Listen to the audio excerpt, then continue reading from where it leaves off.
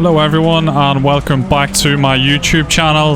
Last time we were testing wheels, as you can see by the footage on screen now. We had a good time, really nice conditions, and after this video was recorded we headed to Rally Portugal, and it was the second round of the Junior World Rally Championship, and we had been leading going into this rally and we hope to have another good result, so stay tuned to find out what happened. So on the Tuesday and Wednesday we had recce once again, where we drive through the stages at a set maximum speed and we make our pace notes. The recce footage I'm showing you right now is from the famous Fafe stage, and you can just see on the right there's the Colin McRae land painted on a rock.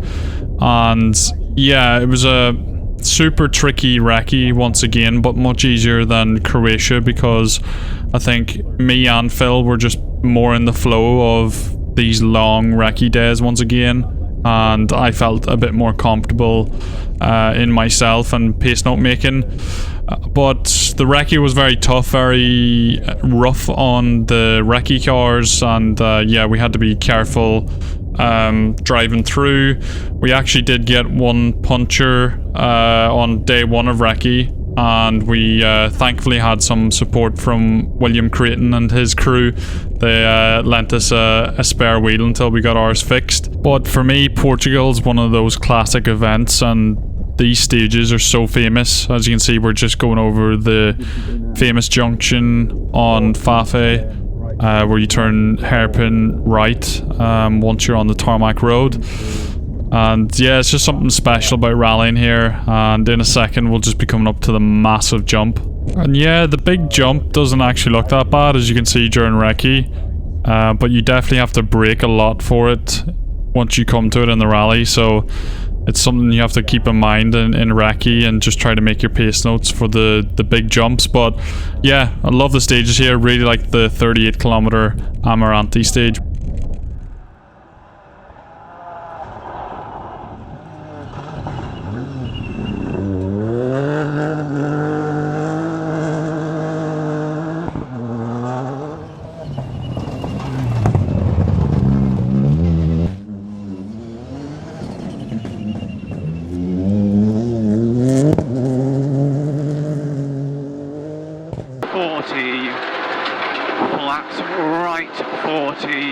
Short right 40.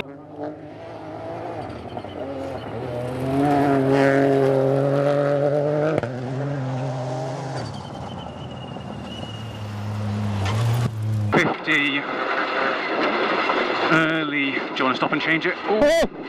Caught it.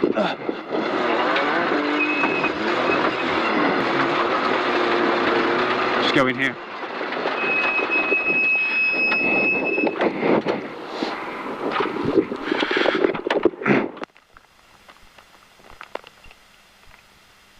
Quite a cautious start to the first stage, and I was basically learning the car. Then stage 2, everything seemed to click. Just got used to the car, really enjoyed the conditions, and also the pace notes are working well, so the times were there, and we weren't doing anything crazy, but I was comfortable with the speed I was doing.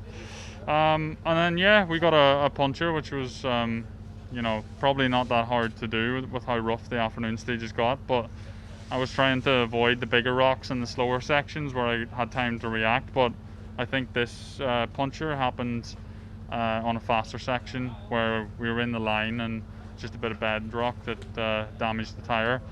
But yeah, unfortunately we didn't change it as quick as what we should have either. We drove too long on it and then decided we needed to change it, and then the car fell off the jack and it was just a nightmare. But yeah, we're still here, and we're going to keep pushing and see what happens. Don't mean this in a disrespectful way.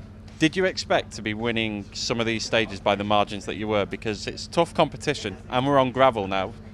Some of the guys are gravel guys, and you've had some margin on some stages.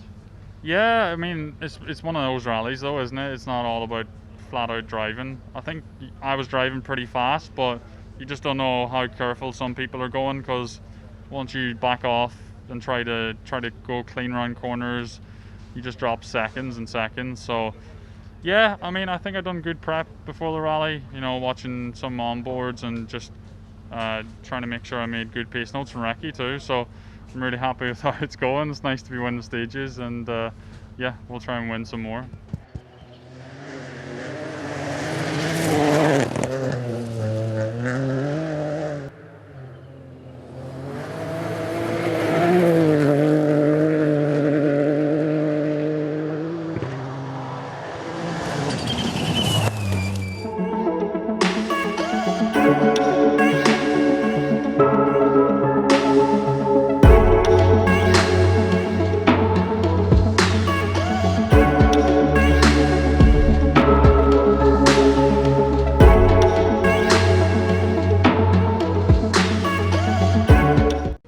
It would knock the filling out of your teeth. That's how rough it is.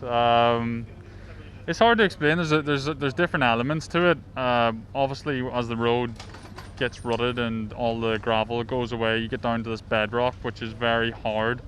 When you hit that, you know, the car bounces, does whatever it needs to do going over that. And to be honest, this is not so bad. If it's a smooth edge on the bedrock, then it's fine. It's just sore on the suspension, but you probably won't get a puncture. But then, yeah, that stage we got a puncture today.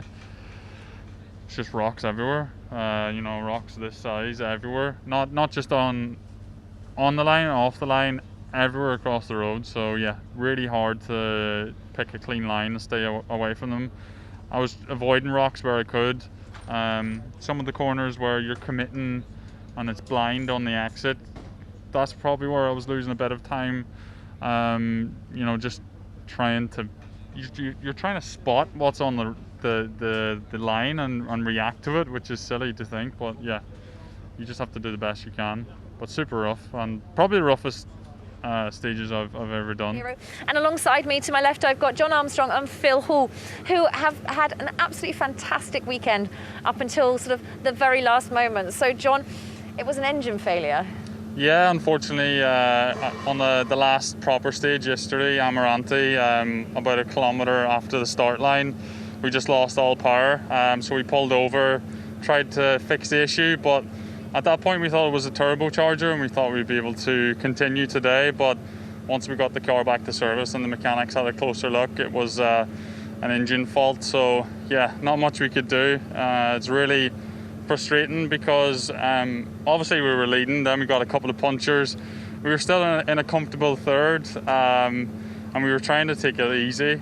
Then if we had restarted today, we still would have got fourth. So yeah, it's really frustrating because we could have got nice points here, but this is the way it goes sometimes. Yeah, indeed, it is the way it goes. We know how it goes in rallying as well. There's so many ups and downs. Well, you just talked about some of the ups and downs as well, but Maciek, who we were speaking to earlier, says you can drop one of the rallies. So this is going to be the rally that you drop more than likely. Phil, there was some tyre changes, but you had a jack problem as well? Yeah, unfortunately we had a puncture in one of the stages on Friday. We decided to stop and change the puncture. On this rally, it's quite narrow, so finding a place to try and stop and change can be tricky. We found somewhere, but the ground was very soft, and the jack started to sink under the weight of the car, and it became unstable and started to fall off. So there was a struggle with both of us trying to pull the car back up onto the jack. We managed to get a spare wheel under the car to stop it falling down onto the disc, but it just lost us a lot of time, probably an extra 2 or 3 minutes on top of a normal tyre change, which is a bit of a disaster. And something we'll just have to choose the spot where we try and change our punctures in the future, maybe a little bit better. I know it's not what you want to be doing because you definitely don't want to be learning these things on a rally, but that is sort of all about the juniors, isn't it? It's where you start, it's where you learn. So all of these things happen. But to be honest, you never stop learning because it happens to everybody out there as well, doesn't it? But as you said, you dropped an extra couple of minutes, so Martin Seska's out in front. But Jon, you are still leading the stage wins at the moment, so it's not all lost. Yeah, it's really good that we've got 6 stage wins, which is 6 points for the championship. To be honest, coming into this rally, I didn't know what to expect because I hadn't done any gravel driving with the Rally 4 car previous to this event. So yeah, I didn't know where we were going to be. We had a bit of a cautious start on the first stage, and then stage 2, everything just seemed to click. I felt really good with the car and the setup, and the pace notes are working well. So yeah, you know, when you're in that sort of zone, it becomes a little bit effortless. I know it sounds so weird, but it does feel effortless, and yeah, the times just came. So quite happy to be on the pace and to be winning stages. I think it shows that we have the pace to match the other competitors. We done a smart rally in Croatia. We came here with the mindset to also do a smart rally, but yeah, it was nice to be the fastest out there, and currently we still got the most stage wins. Yeah, indeed. Well, you're looking very strong at the moment, because you said you had a smart rally in Croatia, but you are coming off the back of a win in Croatia, which we shouldn't forget. Now, before Croatia, we talked the other day about this as well, but we'll just touch on it. Before Croatia, there wasn't much seat time for you guys, so you sort of took a different approach, which was a bit of gaming, a bit of modern day driving. Yeah, me and Phil started gaming together during lockdown last year. You know, whenever nothing was happening, there was no motorsport events. So we were trying to keep ourselves busy while we were bored. So yeah, we basically remotely done driving and co-driving together on stages. So I would be driving, making pace notes, doing a recce. Phil would be on the other side of the line, writing it all down. And then we would go do the stage flat out with Phil reading the pace notes back. And yeah, it worked really nice. It was a good way to start our partnership. And you know, we're getting stronger and stronger now once we're on the real rallies. But yeah, we still use gaming to practice with. It's a nice, cheap alternative way to get some extra practice and to try and, you know, figure things out. You know, you can try different things on the game. You know, if you want to try something with your notes, you can do it with that way. And at least, you know, if it doesn't work, you're not going to end up into the trees in real life. It's going to be virtually. But yeah, we've been really happy this weekend with our pace notes. It's been working very nicely. So I'm feeling quite comfortable and confident too. Yeah, I bet. It's a really interesting way. Well, actually, we'll get on the screens. We've got a little shot of you guys. This is you guys. Okay, well, Phil, tell us what's going on here. So you're sitting down and you've got pen and paper out. Yeah, so I'm at home in my office, shall we say, and yeah, I'm just sat at the seat watching a screen with Jon virtually reading the notes to me, and I'm writing them down just like I would in real life. The only tricky part with this is that I can't feel what the car is doing, so when I'm reading them back it's a little bit harder. I have to be watching the screen a lot more, and also there can be a little bit of a delay on the line depending on how good your internet connection is, so you have to just sort of calibrate yourself slightly differently. But as a training aid, both for making pace notes and reading them back and developing them, like Jon says, it's a really useful tool. Yeah, definitely. Now, Jon, it's invaluable, isn't it? Seeing these stages is so cool through a sort of a digital version. I know our WRC 9 game's so epic when you have a look through all of the different stages. It's almost like you're actually at the stages. I mean, I know I'm old, so for the young ones, everyone's going, yeah, we're used to that. But it's just mad how much technology can help. Yeah, that's it. And you know, the gaming industry's evolving all the time. The technology is getting better and better, and the graphics get better and better every time. Also, the scope of what you can do gets better with the more processing power we get. So yeah, the stages look absolutely incredible. You're just getting so much variety. It's starting to look more and more like the real thing.